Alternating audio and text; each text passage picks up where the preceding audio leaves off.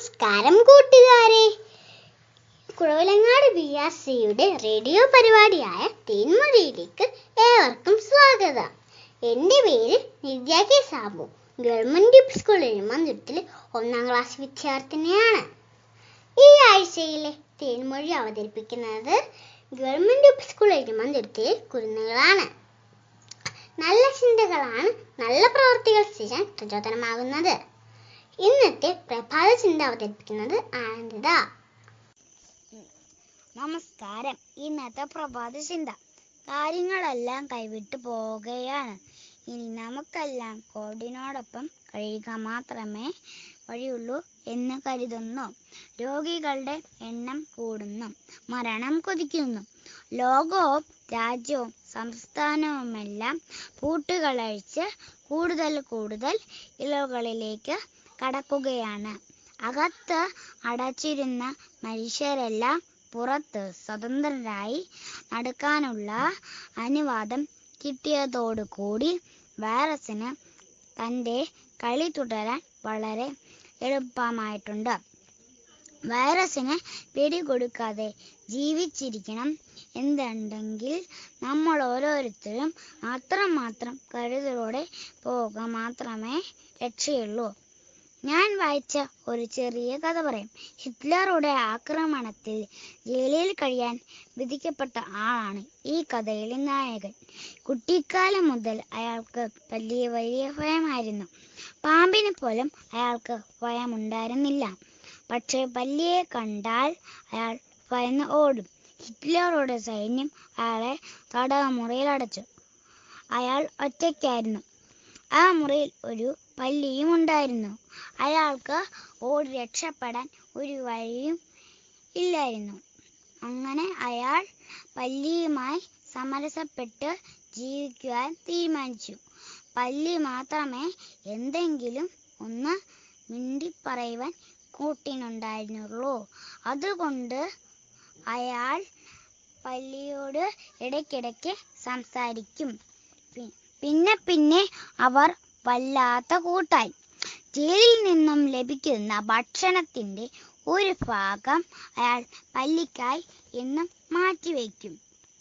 അങ്ങനെ ദിവസങ്ങൾ മാസങ്ങൾ കഴിഞ്ഞുപോയി. ഒരു ദിവസം പല്ലി അയാളുടെ ഭക്ഷണപാത്രത്തിൽ അറിയാതെ വീണുപോയി. അതിൽ കിടന്ന് അത് ചത്തുപോവുകയും ചെയ്തു. അതറിയാതെ അയാൾ പല്ലി വീണ ഭക്ഷണം കഴിച്ച് മരിച്ചുപോയി. പിന്നീട് പല്ലിയും അയാളും ജീവിതത്തിന്റെ തടവറയിൽ നിന്ന് മോചിതരായി സ്വർഗത്തിൽ സർവ സ്വാതന്ത്ര്യത്തോടുകൂടി ജീവിക്കുന്നതാണ് കഥയുടെ അവസാനം. കൊറോണ വൈറസുമായി സമരസപ്പെട്ടു പോകാൻ ലോകം ആവശ്യപ്പെടുന്ന ഈ സമയത്ത് ഈ കഥ നമ്മുടെയൊക്കെ ജീവിതാവസ്ഥയുമായി ചേർത്ത് നോക്കുമ്പോൾ 3 കാര്യങ്ങൾ ശ്രദ്ധിക്കാമായിരുന്നു എന്ന് ഓർമ്മപ്പെടുത്തുന്നു.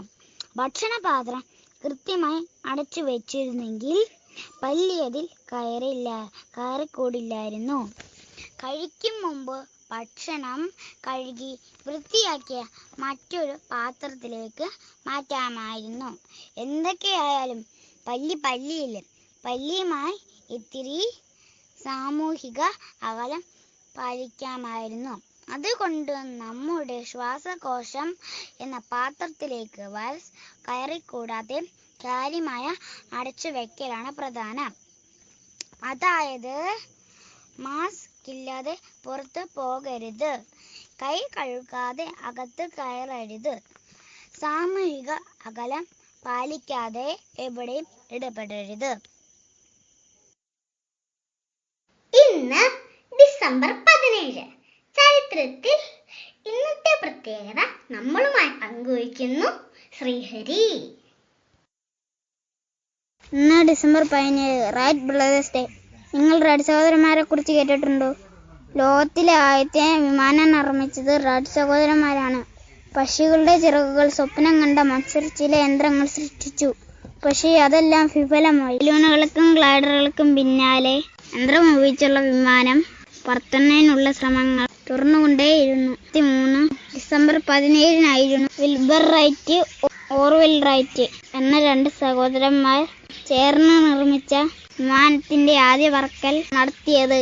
ഏതാണ്ട് 852 അടി ദൂരത്തിൽ ആകെ 52 സെക്കൻഡ് നേരമാണ് വായുവിൽ ഈ വിമാനം പറന്നത്. ലോകത്തിലെ ആദ്യത്തെ പറക്കുന്ന വിമാനം നിർമ്മിച്ച റൈറ്റ് സഹോദരന്മാരുടെ ഓർമ്മയ്ക്കായി ഡിസംബർ 17 റൈറ്റ് ബ്രദേഴ്സ് ഡേ ആയി അറിയപ്പെടുന്നു. അടുത്തതായി ഒരു സ്വർണ്ണമീനിന്റെ കഥയുമായി ശിവാൻ എത്തിയിട്ടുണ്ട്. നമുക്ക് കേൾക്കാം. സ്വർണ്ണമീനും കാക്കയും. ഒരു കുളത്തിൽ ഒരു സ്വർണ്ണമീൻ ഉണ്ടായിരുന്നു. വലിയ അഹങ്കാരിയായിരുന്നു അവൻ. അയ്യേ, നിങ്ങളെ ഒന്നും കാണാൻ ഒരു ഭംഗിയുമില്ല. എന്നെ നോക്ക്, എന്ത് ഭംഗിയാണ് എനിക്ക്. സ്വർണ്ണമീൻ എപ്പോഴും മറ്റു മീനുകളെ കളിയാക്കുമായിരുന്നു. അങ്ങനെയിരിക്കെ ഒരു കാക്കച്ചേട്ടൻ അതുവഴി വന്നു. കുളത്തിൽ സ്വർണ്ണ നിറത്തിൽ എന്തോ വെട്ടിത്തിളങ്ങുന്നത് കണ്ടു. അയ്യടാ, അതൊരു സ്വർണ്ണ മീനാണല്ലോ. കാക്കച്ചേട്ടന്റെ വായിൽ കപ്പലോടിക്കാനുള്ള വെള്ളം നിറഞ്ഞു. കാക്കച്ചേട്ടൻ സ്വർണ്ണ മീനിനെ ഒറ്റ കൊത്ത്. ഭാഗ്യത്തിന് സ്വർണ്ണ മീനിന്റെ ഒരു കുഞ്ഞു ചിറകിന് മാത്രമേ കൊത്തുകൊണ്ടുള്ളൂ. ഏതായാലും സ്വർണ്ണ മീനിന് നന്നായി വേദനിച്ചു. തനിക്ക് സ്വർണ്ണ നിറമുള്ളതുകൊണ്ടാണ് കാക്കച്ചേട്ടൻ കൊത്താൻ വന്നതെന്ന് സ്വർണ്ണ മീനിന് മനസ്സിലായി. അതോടെ സ്വർണ്ണ മീനിന്റെ അഹങ്കാരമെല്ലാം പമ്പ കടന്നു. നല്ല ഒരു കുഞ്ഞു മീനായി അവൻ കുളത്തിൽ കഴിഞ്ഞു. ഗുണപാഠം: നമ്മുടെ അഹങ്കാരം നമുക്ക് ആപത്തുണ്ടാക്കും. ഇനി നമുക്ക് ഗൗരിയുടെ തിരഞ്ഞെടുപ്പ് വിശേഷങ്ങൾ കേട്ടാലോ? പ്രിയപ്പെട്ട കൂട്ടുകാരെ, കഴിഞ്ഞ ആഴ്ചയിൽ നമ്മുടെ നാട്ടിലെല്ലാം തിരഞ്ഞെടുപ്പിന്റെ സമയമായിരുന്നല്ലോ. നിങ്ങൾ ആരെങ്കിലും വോട്ട് ചെയ്തോ? ഞാൻ ചെയ്തു. ഈ വർഷമല്ല കേട്ടോ, കഴിഞ്ഞ വർഷം. ആരും അത്ഭുതപ്പെടേണ്ട, ഞാൻ വോട്ട് ചെയ്തത് ഞങ്ങളുടെ സ്കൂൾ തിരഞ്ഞെടുപ്പിലായിരുന്നു. നിങ്ങളുടെ സ്കൂളിലുമുണ്ടോ വോട്ടെടുപ്പ്? ഞങ്ങൾ എങ്ങനെയാണ് തിരഞ്ഞെടുപ്പ് നടത്തിയതെന്ന് പറയാം. തിരഞ്ഞെടുപ്പ് വിജ്ഞാപനം വന്നതോടെയായിരുന്നു സ്കൂൾ തിരഞ്ഞെടുപ്പ് ആരംഭം. ക്ലാസ് ലീഡർ, സ്കൂൾ ലീഡർ പോസ്റ്റുകളിലേക്കായിരുന്നു മത്സരം. തിരഞ്ഞെടുപ്പ് വിജ്ഞാപനം വന്നതോടെ എല്ലാവർക്കും വലിയ ആവേശമായി. ആരൊക്കെ മത്സരിക്കുമെന്ന് ചൂടുപിടിച്ച ചർച്ചയായി.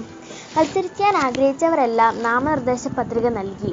പോളിംഗ് ഓഫീസർ അത് പരിശോധിച്ച് സ്ഥാനാർത്ഥികളുടെ ലിസ്റ്റും ചിഹ്നവും പ്രസിദ്ധീകരിച്ചു.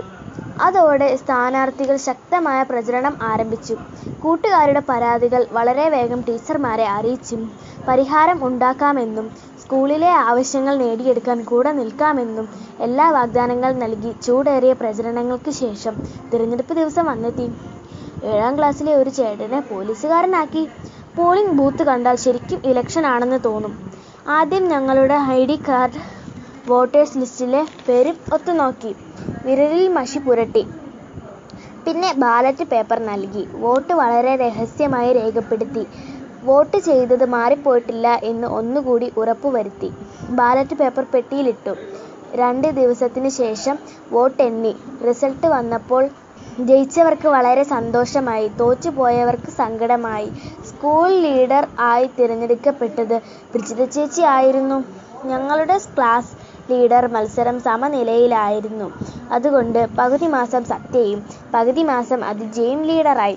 ഇങ്ങനെയായിരുന്നു ഞങ്ങളുടെ സ്കൂൾ ഇലക്ഷൻ. ഈ തിരഞ്ഞെടുപ്പിലൂടെയാണ് എന്താണ് തിരഞ്ഞെടുപ്പ് വിജ്ഞാപനം, നാമനിർദ്ദേശ പത്രിക, വോട്ട് ചെയ്യുന്ന രീതി ഇവയെക്കുറിച്ചെല്ലാം മനസ്സിലാക്കാൻ കഴിഞ്ഞത്. വളരെ രസകരമായ ഒരു അനുഭവമായിരുന്നു സ്കൂൾ ഇലക്ഷൻ. അടുത്തതായി ഒരു ഇംഗ്ലീഷ് സോങ്ങുമായി സിദ്ധാർത്ഥ് എത്തിയിട്ടുണ്ട്. നമുക്ക് കേട്ടാലോ? Where is my puppy? Where is my puppy? Where are you? Mama, I am here. Mama, I am here. Mama, I am here. Where is my chick? Where is my chick? Where are you? Mama, I am here. Mama, I am here. Mama, I am here. Where is my duckling? Where is my duckling? Where are you? Mama, I am here. Mama, I am here. Mama, I am here. Where is my calf? Where is my calf? Where are you? Mama, I am here. Mama, I am here. Mama, I am here. Where is my kitten? Where is my kitten? Where are you? Mama, I am here. Mama, I am here. Mama, I am here. എല്ലാവരും അടുക്കളയിൽ അമ്മയെ സഹായിക്കാറുണ്ടോ? ഈ lockdown കാലത്ത് കുറച്ച് പാചകമൊക്കെ പഠിച്ചു എന്ന് പറഞ്ഞ് അതിഥി എത്തിയിട്ടുണ്ട്. നമുക്ക് കേട്ടാലോ? നമുക്കിന്ന് ഇവിടെ പപ്പായ ജ്യൂസ് എങ്ങനെയാണ് ഉണ്ടാക്കുന്നതെന്ന് കേട്ടാലോ? അപ്പം നമുക്ക് ഒരു പഴുത്ത് തുടുത്തൊരു പപ്പായ എടുക്കുക. എന്നിട്ട് നടുവേ നിന്ന് മുറിക്കുക. എന്നിട്ട് അതിനകത്തുള്ള ആ കുറുത്ത കുരുകളില്ലേ, കുഞ്ഞു കുഞ്ഞു, അതൊക്കെ ഒന്ന് മാറ്റാം. എന്നിട്ടൊന്ന് വൃത്തിയാക്കി എടുക്കാം. എന്നിട്ട് അത് ആ ഭാഗമില്ലേ നല്ല പഴുത്തേ, അതിങ്ങനെ ചുരണ്ടി എടുക്കാം. എന്നിട്ട് നമുക്കതൊരു മിക്സി ജാറിലേക്ക് മാറ്റി വെക്കാം. എന്നിട്ട് നമുക്ക് അതിനകത്തേക്ക് പഞ്ചസാരയൊക്കെ ഇട്ട് കൊടുത്ത്, ഏലക്കയും ഇട്ട് കൊടുത്ത്, കുറച്ച് ഐസ് ക്യൂബ്സും കൂടി ഇട്ട് കൊടുക്കാം. ഇനി നമുക്ക് പഴുത്ത പപ്പായ കിട്ടിയില്ലെന്ന് വിചാരിക്കുക കേട്ടോ. നമുക്ക് കുറച്ചെങ്കിലും പഴുത്തതായിരിക്കുമല്ലോ അത് ഇങ്ങനെ ചുരണ്ടെടുക്കാൻ പാകത്തിനല്ലായിരിക്കുമെങ്കിൽ നിങ്ങൾ അതിൻ്റെ പുറത്ത് തൊലികളൊന്ന് കളയുക. എന്നിട്ട് അതിനകത്ത് ആ കുരുവും കൂടി കളഞ്ഞിട്ടൊന്ന് അരിഞ്ഞ് മിക്സി ജാറിലേക്ക് ഇട്ട് ഏലക്കയും പഞ്ചസാരയും ഐസ് ക്യൂബ്സും കൂടി ഇടുക. ഇപ്പം നമ്മൾ എടുത്തിരിക്കുന്നത്. അപ്പോൾ ഐസ് ക്യൂബ്സും കൂടി ഇട്ട് നമുക്കൊന്ന് ഇടർന്ന് പറഞ്ഞ് അടിച്ചെടുത്തിട്ട് വരാം. അപ്പോൾ നമ്മൾ അടിച്ചെടുത്ത് കഴിഞ്ഞിട്ടുണ്ട്. അടിച്ചെടുത്തത് അതിനകത്തോട്ട് ഒരു ഗ്ലാസ്സിലേക്ക് സെർവ് ചെയ്യാം. എന്നിട്ട് അതിനകത്ത് 2-3 ഐസ് ക്യൂബ്സും കൂടി ചേർത്ത് ഒരു സ്ട്രോയും കൂടി ഇടുക. ഇപ്പോൾ ഈ നല്ല വേനൽക്കാലത്ത് ഈ പപ്പായ ജ്യൂസും കുടിച്ചാൽ വളരെ സ്വാദുള്ള പപ്പായ ജ്യൂസും കുടിച്ചാൽ നമുക്കൊരു എനർജിയും കിട്ടും. നമുക്ക് നല്ല ശക്തിയൊക്കെ കിട്ടും. നമുക്ക് തോന്നും നല്ലൊരു ഊർജ്ജം കിട്ടും. പിന്നെ പപ്പായ ഒരു പോഷകാഹാരം കൂടിയാണല്ലോ. എല്ലാവർക്കും ഒന്നും പപ്പായ ഇങ്ങനെ ചുമ്മാ ഇരിക്കുന്നൊന്നും ഇഷ്ടമില്ല, ഒരു മണക്കെ. അപ്പോൾ നമുക്ക് ഈ പപ്പായ ജ്യൂസ് വാങ്ങിച്ച് വീട്ടിൽ കൊടുത്തു നോക്കാം. കുട്ടികൾക്ക് എല്ലാവർക്കും ഇഷ്ടപ്പെടും. അപ്പോൾ ഇന്നത്തെ പപ്പായ ജ്യൂസിൻ്റെ റെസിപ്പി എല്ലാവർക്കും ഇഷ്ടപ്പെട്ടെന്ന് വിചാരിക്കുന്നു. നന്ദി, നമസ്കാരം. ഇനി നമുക്ക് നിത്യയുടെ ഒരു നാടൻ പാട്ട് കേട്ടാലോ?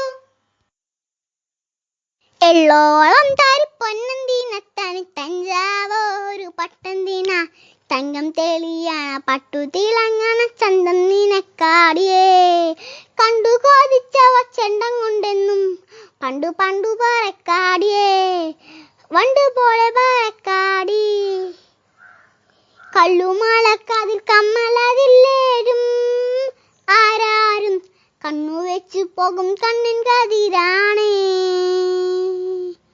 എള്ളോളം തായി പൊന്നന്തിനത്തനി തഞ്ചാവോ പട്ടന്തിന തങ്കം തെളിയണ പട്ടു തിളങ്ങണ ചന്തം നിനക്കാടിയേ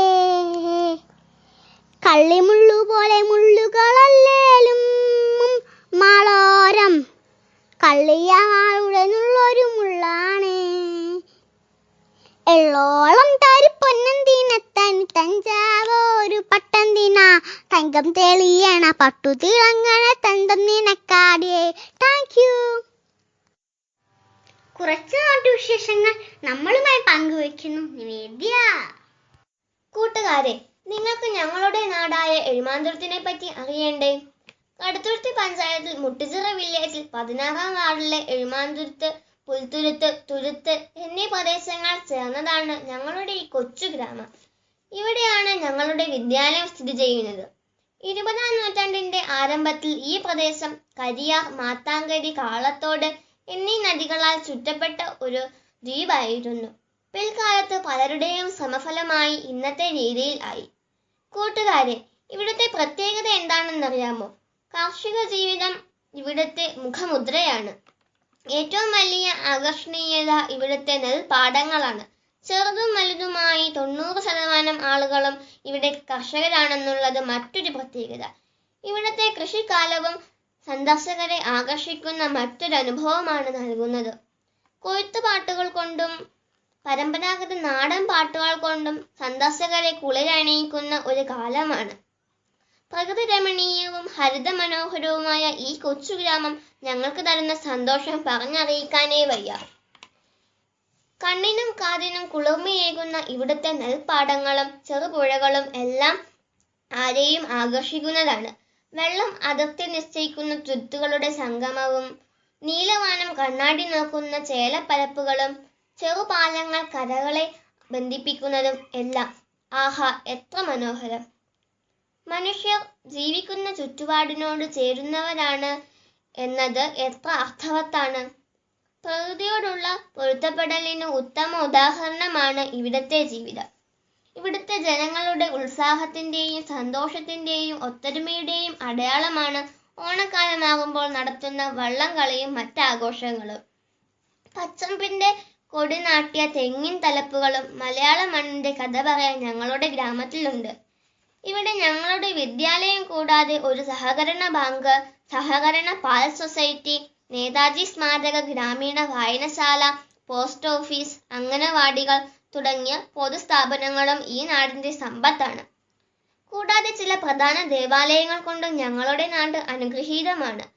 കുന്നുമേൽക്കാവ്, പൂങ്കാവിൽ ബാലഭദ്ര ദേവീക്ഷേത്രം, തൃക്കയിൽ ശിവ അയ്യപ്പ ക്ഷേത്രം എന്നിവ ഇവിടുത്തെ പ്രധാനപ്പെട്ട ക്ഷേത്രങ്ങളാണ്. എന്തിനേറെ പറയുന്നു, തിരക്കേറിയ ജീവിതത്തിന്റെ അടയാളങ്ങൾ ഒന്നും തന്നെ ഇല്ലാത്ത ഒരു ഗ്രാമം ഞങ്ങളുടെ ഗ്രാമം. കൂട്ടുകാരെ, നിങ്ങൾ വീട്ടിലിരുന്ന് ധാരാളം പുസ്തകങ്ങൾ വായിക്കുന്നുണ്ടാവുമല്ലോ. ദേവദർശ എന്ന നമ്മുടെ കൂട്ടുകാരൻ വായിച്ച ഒരു പുസ്തകം നമ്മെ പരിചയപ്പെടുത്തുന്നു. കൂട്ടുകാരെ, ഞാൻ ഇന്ന് നിങ്ങളോട് പറയുന്നത് വൈക്കം മുഹമ്മദ് ബഷീറിന്റെ പാത്തുമ്മയുടെ ആട് എന്ന നോവലിനെ കുറിച്ചാണ്. നോവൽ എന്ന് കേൾക്കുമ്പോൾ ഇതെങ്ങനെ വായിച്ചു തീർക്കും എന്ന് തോന്നുന്നുണ്ടോ? എന്നാൽ കുട്ടികൾക്ക് പോലും വളരെ എളുപ്പത്തിൽ വായിച്ചു തീർക്കാൻ പറ്റുന്ന ഒരു ചെറിയ നോവലാണിത്. ബേപ്പൂർ സുൽത്താൻ എന്നറിയപ്പെടുന്ന വൈക്കം മുഹമ്മദ് ബഷീറിന്റെ രചനകളുടെ സവിശേഷതയാണിത്. നാടൻ ശൈലിയിൽ രസകരവും ലളിതവുമായാണ് നോവൽ എഴുതിയിരിക്കുന്നത്. നമ്മുടെ കോട്ടയം ജില്ലയിലെ തലയോലപ്പറമ്പിൽ ജനിച്ച വൈക്കം മുഹമ്മദ് ബഷീർ അദ്ദേഹത്തിന്റെ ജീവിതകാലം കൂടുതലും ചെലവഴിച്ചത് ബേപ്പൂരിലായിരുന്നു. അതുകൊണ്ടാണ് അദ്ദേഹത്തിന് ബേപ്പൂർ സുൽത്താൻ എന്ന പേര് ലഭിച്ചത്. സാഹിത്യകാരനും സഞ്ചാരിയും സ്വാതന്ത്ര്യ സമര സേനാനിയുമായിരുന്നു അദ്ദേഹം. ഉപ്പു സത്യാഗ്രഹത്തിൽ പങ്കെടുത്തതിന് ജയിൽ ശിക്ഷയും ലഭിച്ചിരുന്നു. 5ാം ക്ലാസ്സിൽ പഠനം നിർത്തിയതിനു ശേഷമുള്ള യാത്രകളും ജീവിതാനുഭവങ്ങളുമായിരുന്നു അദ്ദേഹത്തിന്റെ രചനകളെ സ്വാധീനിച്ചത്. ബഷീറിന്റെ കുടുംബത്തിൽ നടന്ന സംഭവം തന്നെയാണ് പാത്തുമ്മയുടെ ആട് എന്ന നോവലിൽ ഉള്ളത്. ഈ നോവലിനെ പെണ്ണുങ്ങളുടെ ബുദ്ധി എന്നൊരു പേരും അദ്ദേഹം നിർദ്ദേശിച്ചിരുന്നു. പേര് പോലെ തന്നെ നോവലിലെ ഒരു പ്രധാന കഥാപാത്രമാണ് പാത്തുമ്മയുടെ ആട്. ബഷീറിന്റെ 2 സഹോദരിമാരിൽ മൂത്തത് പാത്തുമ്മയാണ്. പാത്തുമ്മയ്ക്കും ഭർത്താവ് കൊച്ചുണ്ണിക്കും ഖദീജ എന്നൊരു മകളുണ്ട്. ബഷീറിന്റെ സഹോദരങ്ങളിൽ തറവാട്ടിൽ നിന്ന് മാറി താമസിക്കുന്നത് പാത്തുമ്മ മാത്രമാണ്. എങ്കിലും എല്ലാ ദിവസവും രാവിലെ തന്നെ മകളെയും ആടിനെയും കൂട്ടി അവർ തറവാട്ടിലെത്തും. വീട്ടിൽ സർവ്വസ്വാതന്ത്ര്യമുള്ള ആടിന്റെ വികൃതികളും ആടിന്റെ പേരിലുണ്ടാകുന്ന രസകരമായ ഉടമ്പടിയും കൂടാതെ വീട്ടിലെ കുട്ടികളുടെ കുസൃതികളും ഉമ്മയുടെയും സഹോദരങ്ങളുടെയും ആശങ്കകളും എല്ലാം നോവലിൽ മനോഹരമായി അവതരിപ്പിച്ചിരിക്കുന്നു. നാട്ടിൻ പുറത്ത് സാധാരണ കുടുംബത്തിൽ നടക്കുന്ന സംഭവങ്ങളെല്ലാം രസകരമായി നോവലിൽ അവതരിപ്പിച്ചിരിക്കുന്നു. മലയാള സാഹിത്യത്തിലെ തന്നെ മികച്ച കൃതികളിൽ ഒന്നായ പാത്തുമ്മയുടെ ആട് എന്ന നോവലിനെ ലാളിത്യം കൊണ്ടും പ്രാദേശിക ഭാഷാ പ്രയോഗങ്ങൾ കൊണ്ടും എന്നെ വളരെയധികം ആകർഷിച്ചു. നിങ്ങൾ എല്ലാവരും ഈ പുസ്തകം വായിക്കാൻ ശ്രമിക്കണം. നന്ദി. ഇനി നമുക്ക് ഒരു തത്തമ്മ പാട്ട് കേൾക്കാം. പാടുന്നത് അക്ഷര. തത്തി തത്തി താളത്തിൽ തുള്ളും തത്തമ്മേ, തഞ്ചം നോക്കി താളത്തിൽ തുള്ളും തത്തമ്മേ, നിന്റെ നാടേതാന്നറിയില്ലല്ലോ, നിന്റെ വീടേതാന്നറിയില്ലല്ലോ, പാറി പാറി പോകാതെ ദൂരെ ദൂരെ പോകാതെ വീടേതാ നാടേതാ ചൊല്ലു തത്തമ്മേ, തത്തി തത്തി താളത്തിൽ തുള്ളും തത്തമ്മേ, തഞ്ചം നോക്കി താളത്തിൽ തുള്ളും തത്തമ്മേ, പൂച്ച തത്തമ്മേ പൂച്ച പൂച്ച, പച്ച തത്തമ്മേ ഞാൻ പറയാം, പൂച്ച തത്തമ്മേ പൂച്ച പൂച്ച, പച്ച തത്തമ്മേ ഞാൻ പറയാം, തത്തമ്മേ പൂച്ച പൂച്ച, തത്തമ്മേ പൂച്ച പൂച്ച. അടുത്തതായി അഞ്ജമ്മയുടെ ഒരു ഹിന്ദി കവിതയൊന്ന് കേട്ടു നോക്കൂ. नमस्कार.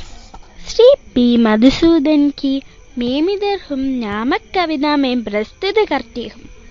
खुशबू से और रिंगों से एक फूल बोला मेमिदर हम, गानों से और हरियों से चिड़िया बोले मेमिदर हम, होशियार हवा को बेच दिया कर बोलो समंदर मेमिदर हम, चांद तुम चांदनी उड़ेलते रहो, जुगनू बोले हमसे है, सागर पहाड़ नदियाँ सब कहते हैं हम इधर हैं, रिंगों से आवाज़ों से लव से लहर सब यहीं कहते हैं हम इधर हैं। मेरे प्रिय साथी तुम भी बोलो न जोर से मैं इधर हूँ। मेरे प्रिय साथी तुम भी बोलो न जोर से मैं इधर हूँ। धन्यवाद. കൂട്ടുകാരെ, ഇന്നത്തെ പരിപാടികളെല്ലാം നിങ്ങൾക്ക് ഇഷ്ടമായോ? ഇനിയും തേൻമൊഴി നമുക്ക് പുതിയ കുറെ പരിപാടികളുമായി വീണ്ടും കണ്ടുമുട്ടാം. ഈ പരിപാടി അവതരിപ്പിക്കാൻ അവസരം തന്ന BRCക്കും ഇത്രയും നേരം ഞങ്ങളെ ശ്രവിച്ച എല്ലാവർക്കും ഞങ്ങളുടെ നന്ദി.